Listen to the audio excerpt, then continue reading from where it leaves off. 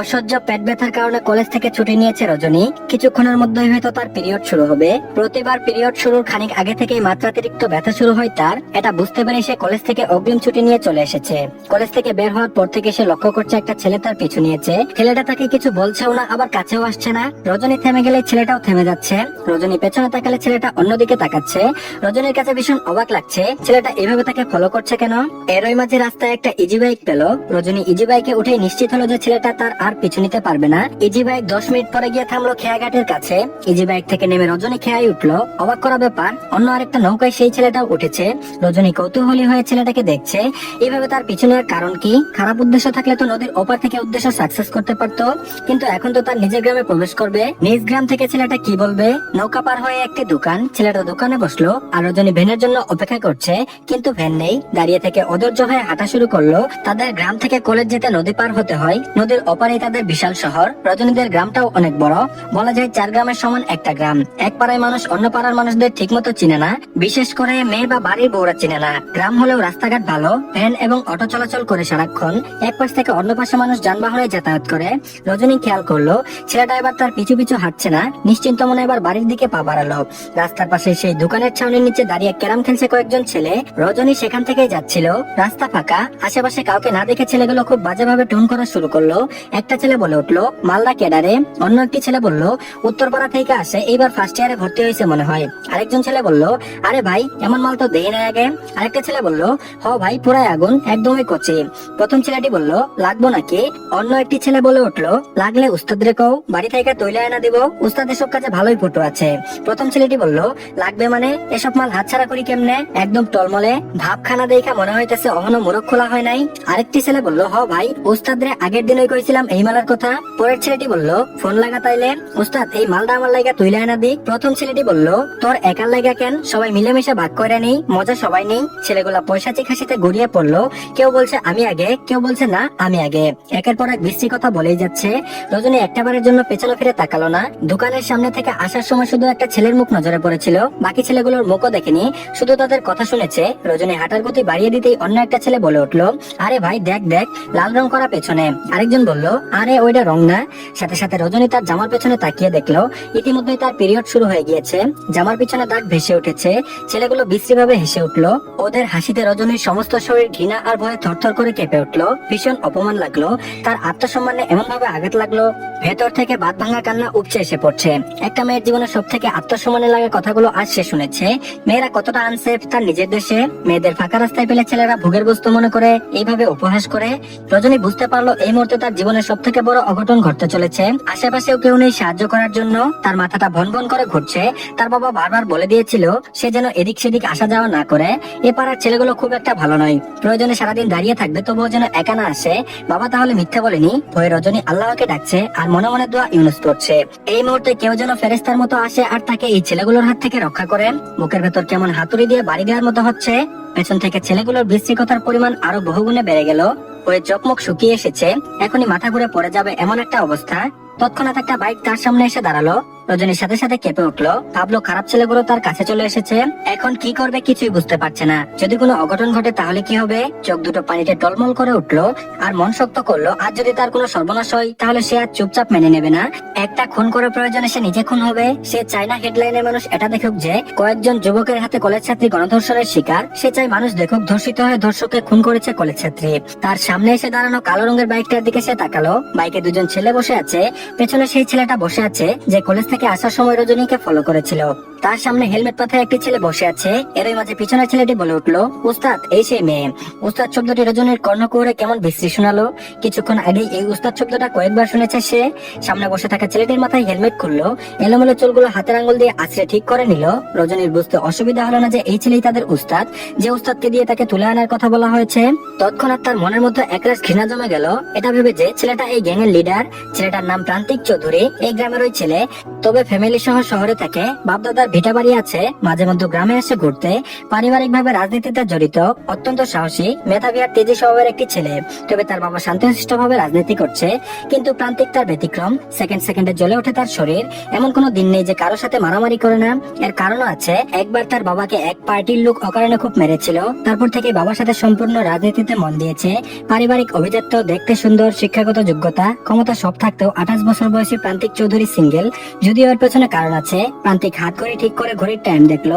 শার্টের হাতটা গোটাতে গোটাতে একবার রজনীর মুখশ্রীতে দৃষ্টি নিক্ষেপ করলো। বিগত 7টা দিন এই মেয়েটাকে খুঁজতে খুঁজতে পাগল প্রায় সে। বিগত 7 দিন সারা শহর খুঁজেছে, কিন্তু কোথাও পায়নি। কলেজের অন্তঃবরণ অনুষ্ঠানে বাতাসে বহিছে প্রেম, নয়নে লাগিল নেশা। গানে রজনীর ডান্স পারফরমেন্স দেখে ফিদা হয়ে যায় প্রান্তিক। মুগ্ধ হয়ে দেখেছিল রজনীকে। প্রান্তিকের নয়নের যেন নেশা লেগেছিল রজনীকে দেখার নেশা। নাচের মাঝে রজনীকে খুব প্রাণবন্ত দেখাচ্ছিল, হাসছিল খুব, গালে টুল পড়ছিল। কিছু মেয়ের হাসি এত সুন্দর হয় যে একবার দেখলে অন্তঃকরণে আজীবনের জন্য গেঁথে যায়। রজনী যখন হাসছিল তখন ওর উষ্ঠদয় দারুণ সুন্দর দেখাচ্ছিল। প্রান্তিক এক ধ্যানে তাকিয়েছিল রজনীর সেই উষ্ঠের পানে। ওর চোখ আর ঠোঁট সব মিলিয়ে মনের মাঝে ভালো লাগা নামক এক সিগন্যাল দিচ্ছিল। প্রান্তিক হারিয়ে গেল দূর অজানায়। একটা মেয়ের হাসি তাকে এলোমেলো করে দিল। লাস্ট 7 দিন ঘুম হয়নি তার, হন্যি হয়ে খুঁজেছে। মেয়েটির সুন্দর ঠোঁট দুটো সেকেন্ডে ভেসে আসছিল তার অক্ষিপটে।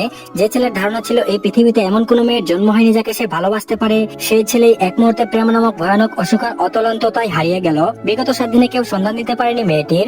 এইভাবে যে মেয়েটিকে এখানে খুঁজে পাবে প্রান্তিক ভাবতেও পারেনি। অষ্টকোনায় মৃদু হাসি ঝুলিয়ে দুলক পানে দৃষ্টি রেখে অস্ফুট স্বরে বলল, থ্যাঙ্কস। যেন এক জীবনের সর্বশ্রেষ্ঠ জিনিসটা সে খুঁজে পেয়েছে। অষ্ট জোরে সেই হাসি অব্যাহত রেখে রজনীর মুখের দিকে দৃষ্টি দিল। রজনীর দিকে তাকিয়ে এই ভয়ে প্রান্তিকের অন্তঃকরণে কেমন কাঁপুনি দিয়ে উঠল। এই প্রথমবার ভয় নামক কিছু প্রান্তিকের আত্মাকে কাঁপিয়ে তুলল। রজনীর চোখে মুখে স্পষ্ট ঘৃণার চাহনি দেখতে পেল। রজনী রাগ আর ঘৃণা ভরা দৃষ্টিতে তাকিয়ে আছে। এতক্ষণ তাকে বিশ্রী কথা বলা ছেলেগুলোর উস্তাদ তাহলে এই ছেলেটা।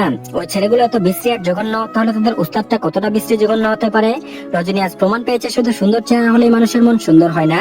অজান্তেই সুন্দর চেহারা ছেলেদের প্রতি জঘন্য এক ধারণা তৈরি হলো রজনীর। প্রান্তিক বুঝতে পারছে না কেন রজনী এভাবে রেগে আছে। এইভাবে পদার্থকে দাঁড়ানোর জন্যই কি রেগে গিয়েছে? প্রান্তিক কেমন বেসামাল হয়ে পড়েছে, কি বলবে বুঝে উঠতে পারছে না। পেছনে তাকিয়ে বলল, শ্রাবণ পানি দিত। শ্রাবণ বাইকে বাঁধানো ব্যাগ থেকে পানি এগিয়ে দিল। প্রান্তিক রজনীর দিকে পানি এগিয়ে দিয়ে বলল, টেক ইট। রজনী বিরক্তিকর চাহনিতে তাকিয়ে আছে। জুতা মেরে গরুদান দেখে অবাক হচ্ছে। প্রান্তিক আবারও বলল, তোমাকে নার্ভাস দেখাচ্ছে, তুমি আমার ছোট হবে তাই তুমি করেই বললাম। এই পানি কেউ খায়নি, একদম ইনটেক। আমি সবসময় সাথে পানি রাখি, তোমাকে নার্ভাস দেখে দিচ্ছি। রজনীর কি বলা উচিত বুঝে উঠতে পারছে না। নিজেকে কন্ট্রোল করে বলল, লাগবে না। প্রান্তিক বুঝলো রজনী তার থেকে পানি নিতে চাইছে না। নিচের ঠোঁট কামড়ে ধরে কিছু একটা ভেবে বলল, তোমার বাবার নাম কি? রজনী সন্দিহান ভাবে প্রশ্ন ছুড়ে দিল, কেন? প্রান্তিক বলল, আমি ওই গ্রামের ওই ছেলে তাই জানতে চাইছি। রজনী বলল, ও। প্রান্তিক আবারও বলল, তোমার বাবার নাম? রজনী বলল, কেন? প্রান্তিক বলল, ভয় পাচ্ছ কেন? আমি তোমার কোনো ক্ষতি করব না, আমার লাগবে তাই জানতে চাইছি। রজনী বলল, কেন লাগবে? প্রান্তিক বলল, আচ্ছা তোমার নাম কি? রজনী বলল, কি করবেন? প্রান্তিক এবার ঠোঁটে দুষ্টু হাসি টেনে বলল, শ্বশুর বাড়ি বানাবো। তোমার বাবার জামাইয়ের তো রাইট আছে তার শ্বশুর আর শ্বশুরের মেয়ের নাম জানার, তাই না? রজনী এই ছেলেটার সাথে কথা বলতেও ঘৃণা করছে, শুধু মান সম্মান বাঁচানোর জন্য ভয়ে ভয়ে কথা বলছে।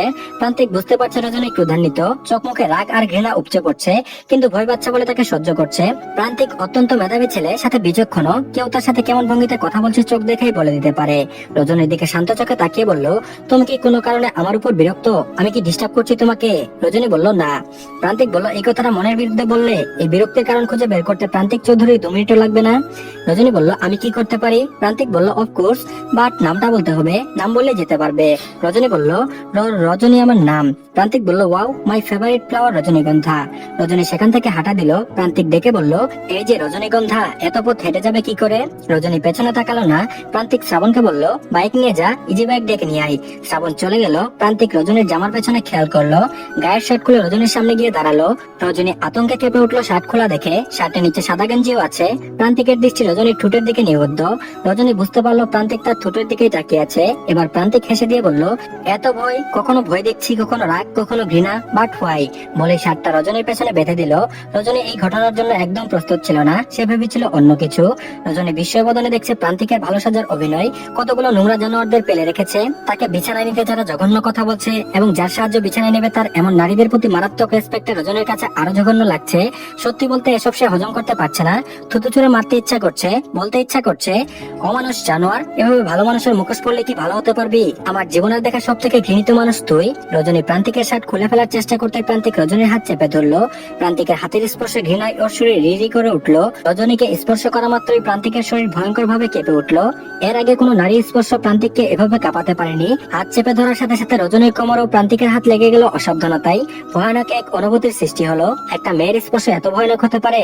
রজনী তড়িৎ গতিতে সরে দাঁড়ালো। প্রান্তিক বুঝতে পারলো তার স্পর্শ মেয়েটা ভালোভাবে নেয়নি। এটা ভেবে প্রান্তিক মনে মনে শান্তি বোধ করলো। সেই ম্যাজিশিয়ান মেয়ে সে পেয়ে গিয়েছে। কেননা প্রান্তিক চৌধুরীর কাছে আসার জন্য মেয়েরা কত সস্তা কাজ করে, সেখানে একটা বাচ্চা টাইপ মেয়ে হয় কিনা তার স্পর্শতে বিরক্ত বোধ করলো। আনমনে বলল, ইউ আর রিয়েলি গ্রেট রজনীগন্ধা। রজনী আবারও শার্টের গিট খোলার চেষ্টা করতেই প্রান্তিক বলল, আই থিঙ্ক শার্টটা খোলা ঠিক হবে না। কেন ঠিক হবে না আমি ডিটেলসে বলতে পারছি না। এসব বিষয়ে তোমার সাথে খোলামেলা আলোচনা করলে তুমি লজ্জা পাবে। তবুও যদি তুমি ঘাওড়ামি করে খুলতে চাও তাহলে তোমাকে আমার ডিটেলসে বোঝাতে হবে। এর মাঝে একটি অটো এসে থামলো। শ্রাবণ ওই অটোটা পাঠিয়েছে। প্রান্তিক প্যান্টের পেছন পকেট থেকে মানিব্যাগ বের করে অটোওয়ালাকে 100 টাকা বের করে দিল। অটোওয়ালা বলল, ভাঙতি নাই বাজান। প্রান্তিক বলল, দিতে হবে না, নিয়ে নিন। অটোওয়ালার চোখ মুখ আনন্দে চকচক করে উঠলো। 15 টাকার পথ 100 টাকা পেলে কে না খুশি হয়। রজনী চুপচাপ দাঁড়িয়ে দেখছে আর ভাবছে, মানুষ এত ওভার অ্যাক্টিং কিভাবে করে। শেষমেশ এই ছেলে ঠিক করা অটোতে উঠতে হবে। এই মুহূর্তে না তার উঠে উপায় নেই। চুপচাপ অটোতে উঠে গেল। রজনী অটোতে উঠে চলে গেলে শ্রাবণ চলে এলো। শ্রাবণ এসে বলল, ভাই ভাবি চলে গিয়েছে। প্রান্তিকের মুখাভাব এমন কঠিন রূপ ধারণ করলো। গায়ে সাদা রঙের গেঞ্জি টেনে ঠিকঠাক করে বলল, সিগারেট আর লাইটার তার দে শ্রাবণ। শ্রাবণ লাইটার আর সিগারেট এগিয়ে দিল। প্রান্তিক সিগারেট জ্বালালো। নাক দিয়ে গল গল করে ধোঁয়া ছেড়ে হুঙ্কার দিয়ে বলল, রজনী ফুল আমার উপর এত ক্রোধান্বিত কেন? শ্রাবণ বলল, ভাই এটাই তো বুঝলাম না। দেখে মনে হলো অনেক আগে থেকেই চিনে আপনাকে, যেন এক জনমের শত্রুতা। চোখে মুখে আপনার উপর বিষাক্ত কিছু দেখলাম। প্রান্তিক বলল, রজনী ফুলের আমার প্রতি এমন ধারণা হওয়ার কারণ কি? রজনী ফুলে তো কাটা নেই, আছে শুধু সুবাস। আমি রজনী ফুলের সুবাস চাই, এমন কাটা নয়। খোঁজ লাগা কি কারণে রজনী ফুল এমন রেগে আছে। শ্রাবণ বলল, জি ভাই টেনশন করবেন না, ভাবির রাগ করার কারণ খুঁজে বের করবো। তবে একটা নিউজও আছে, শুনলে আপনি আগুন লাগাই দিবেন। প্রান্তিক বলল, এমন অঘটনের কারণই তো বুঝলাম না। আকাশ পাতাল তন্ন তন্ন করে খুঁজে বের কর রজনী ফুলের ক্রোধান্বিত হওয়ার কারণ। সেই কারণ খুঁজে বের করে আমি দুনিয়া থেকে ভ্যানিশ করে দেবো সেই কারণ, যে কারণে রজনীগন্ধা রাগ করে। ওই ফুলে আমি সুবাস চাই, ওই সুবাসে আমি মাতোয়ারা। রজনীগন্ধা, তোমার ঘৃণা ভরা দৃষ্টিতে আমি মৃত, তোমার নেশায় আমি জীবিত। তো ধন্যবাদ সবাইকে, নতুন একটি গল্প নিয়ে চলে আসলাম। তো আশা করছি আপনাদের ভালো লাগবে। যদি ভালো না লাগে তাহলে অবশ্যই বলে দিন, আর যদি ভালো লাগে তাহলে অবশ্যই কমেন্টে জানাবেন। পরবর্তী পার্ট কন্টিনিউ করবো ইনশাআল্লাহ।